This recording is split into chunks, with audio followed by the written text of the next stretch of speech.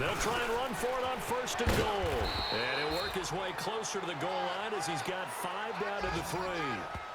Good gain there on 1st down. It keeps them in a running situation probably. They did everything right on that play, didn't they? They got the leverage up front, good blocking, nice hole for him, ends up picking up nice yardage, stays in bounds to keep the clock rolling. They are in charge of this scenario right now. They want to stay that way. And not in any rush. And he's going to take it in for a Steeler touchdown.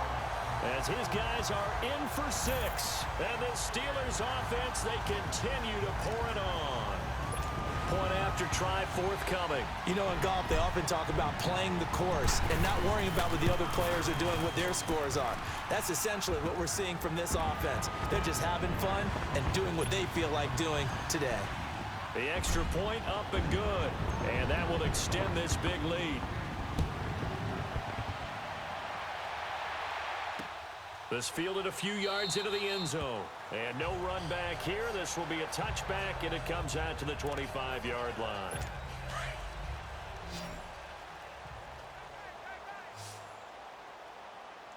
Hurry up, here we go. Blue line. Blue line. Looking to throw. And the Steeler pressure too much here. He's going to go down. That right now, that's a defeated team out there. I think you can see it totally in their body language. Hands on hips, heads low. It's just been a struggle from the start. Yeah, this team has been thoroughly beaten right from the word go. Nowhere to go here. He lost the football. And it looks like Steeler football. It is. Okay, this isn't one where you want to take the game tape and hold it up as an example, do you? I mean, you talk about frustrating all the way through. And that last error, I think that crystallizes it, doesn't it? Absolutely. That's been representative of their entire game still being shut out. And he's going to get him about 3 yards closer. He's down to about the 2. Well, Brandon, we always know that once you score 1 touchdown, you want 2. You're without a doubt. And so far today, he's got 1, but was denied as he tried to get the second one. From the 2 now, 2nd and goal.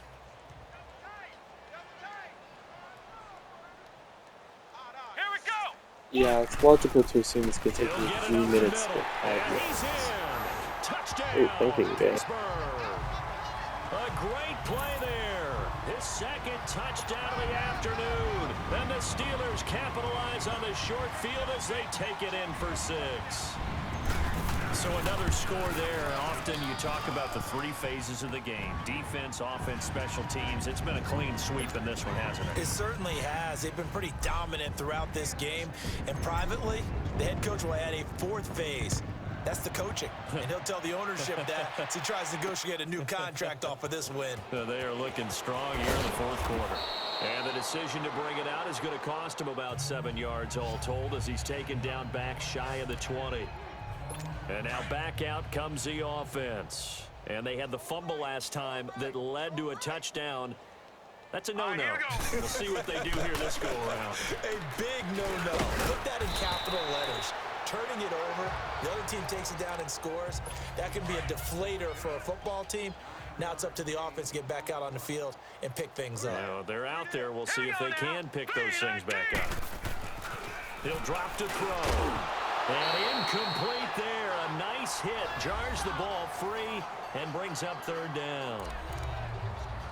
The offense on 3rd down, it's been a problem. Just 1 for 7 thus far. They're up against a 3rd and 1 situation. Now let's go. 3-19.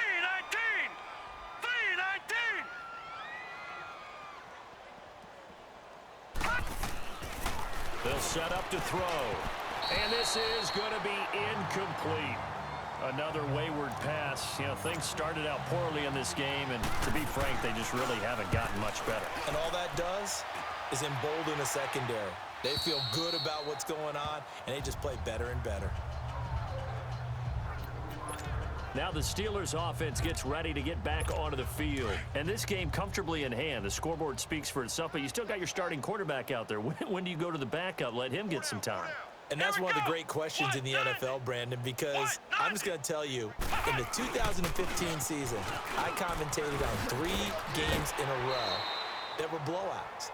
And in none of them did the starting quarterback ever come out of the game for the team that had a big lead. And in each instance, I asked the coaches later on, why didn't you do that? And they all looked at me and said, just don't really do that in the NFL.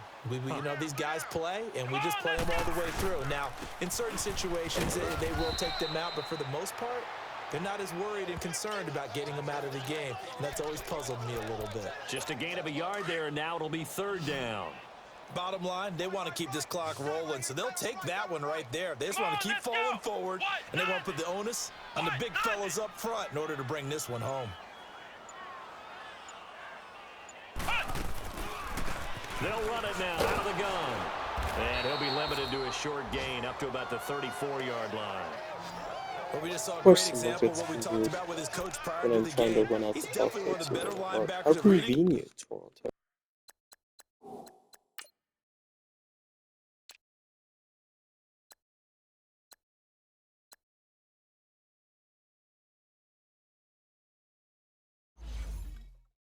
Play and flowing to make the stop before it turns into something big. Come on! And they'll go with the ground attack here. Oh, and now he bowls him over. The Red Sea parts, and there he goes. He's at the 30. And he will get into the end zone. It's another touchdown. This thing is ugly. He keeps carrying the ball into the end zone, and in this one, he's sort of carrying the team on his back. He's the reason they lead right now, no question about it. And you talk about on his back, he's not minding the extra weight at all, is he? Carrying that just as lightly as he does the football. Yeah, what a great performance so far. Those 3 touchdowns, it's got him in the lead.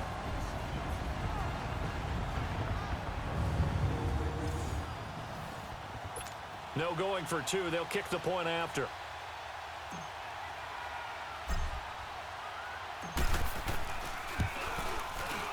The extra point splits the uprights, and the lead will swell by 1 more.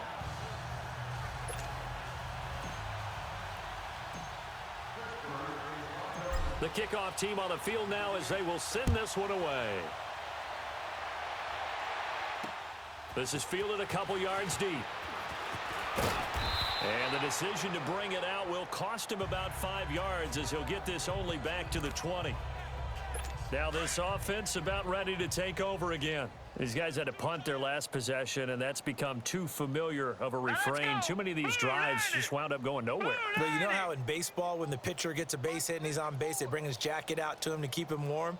A lot of times the punter goes to the sideline, puts on sweatpants or a wrap over his leg to keep it warm. He might need a massage from the trainer right now from all the work he's getting. Now the first play of the drive there is incomplete. I think he's a little trigger happy right there, and it turned into an ill-advised throw into their zone. Well, we know he has confidence. He'll throw it any place, anytime, anywhere. That time it fell incomplete. Looking left side, and he's got a man. It's Hawkins. Tally, that is catch number 1 for him in this AFC Championship. It's a first down. Time for a break. Back to wrap up the AFC Championship game after this. So they'll come up 1st and 10 now from the 33. Let's go! On first down, they'll run it on the draw play. And certainly some style points there on the spin. Not a whole lot thereafter, but still a pretty good gain. It'll be a pickup of 10 yards. And it'll be 2nd and very short.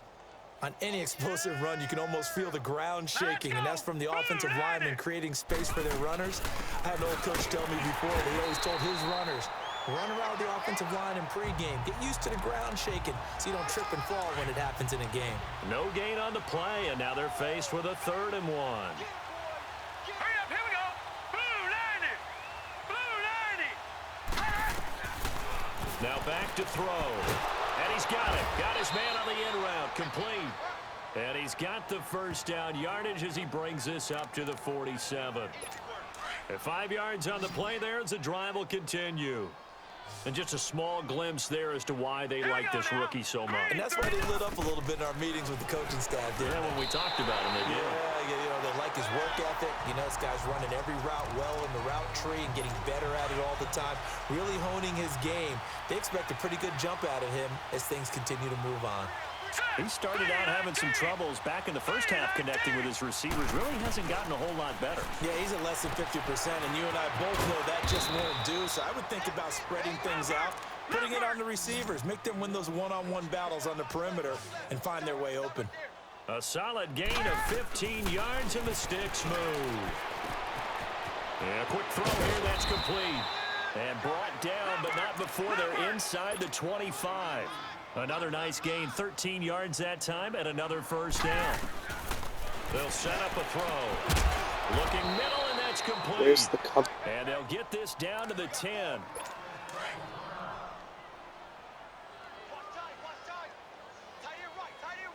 Now let's go. Blue line it. Back to throw. His pass caught at the 4. And he's able to get it down. Where's to the coverage? You're You're 5 guys sitting nice there gain doing of 8 nothing. that time, but it's 2nd and goal.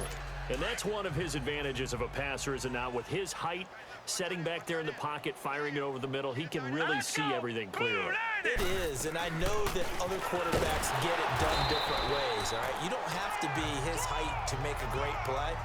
But what he does is he takes away having to make those slide steps in the pocket to find angles to throw the ball through.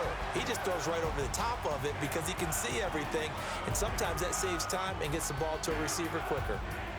And all that hard work has paid off. They're AFC champions, and on to the Super Bowl they go. It's got to be an amazing feeling for them, doesn't it, Brandon? The idea that you've done it all that hard work, all that sweating, all that effort, all those times you're getting yelled at by your coach, and now you get to go to the Super Bowl. Put your hats on, guys, and say AFC champs. And that will do it for this one. For Charles Davis, myself, and the entire crew, we'll see you in 2 weeks at the Super Bowl.